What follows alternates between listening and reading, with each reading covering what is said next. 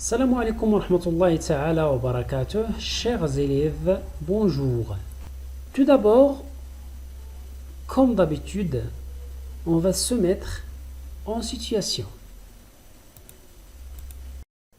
Rappelez-vous, lorsqu'on a entamé le premier chapitre, on a parlé de la conversion de l'énergie potentielle emmagasinée au niveau de la molécule de glucose en énergie chimique sous forme d'ATP.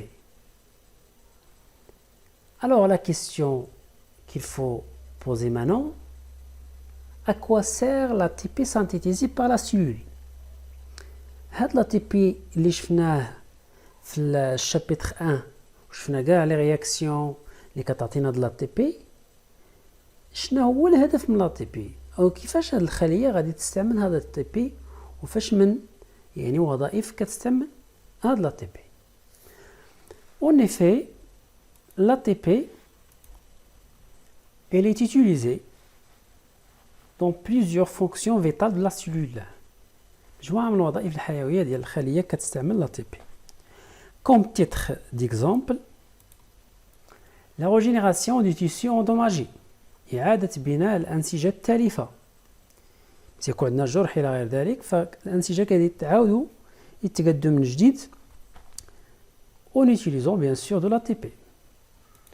Ou bien la communication nerveuse, التواصل العصبي. Également, il nécessite la présence de l'ATP. Le transport actif, النقل النشيط بين الخلايا nécessite la présence de l'ATP. La formation de nouveaux tissus، الكائن طبعا كينمو، أثناء النمو ديال الكائن فلا بد من بناء أنسجة جديدة. Donc la formation des nouveaux tissus. Également l'ATP il est utilisé dans la contraction musculaire أثناء التقلص العضلي، c'est-à-dire pour faire un travail mécanique أثناء مجهود عضلي فلا بد من استهلاك l'ATP. Alors on a plusieurs fonctions vitales au niveau de la cellule qui utilisent de l'ATP. Mais nous, dans ce chapitre, on va se focaliser seulement sur la contraction musculaire.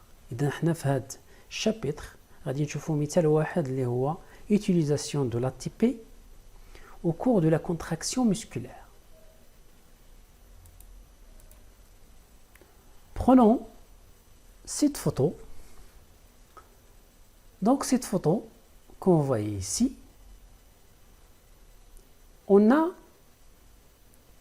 une contraction musculaire, c'est-à-dire un effort musculaire. Alors, pour faire cet effort, c'est-à-dire la contraction musculaire, le muscle, il va utiliser de l'ATP. L'ATP, comme je disais tout à l'heure, c'est de l'énergie chimique, طاقة الكيميائية. Le muscle il va convertir cette énergie en énergie mécanique pour faire un travail mécanique.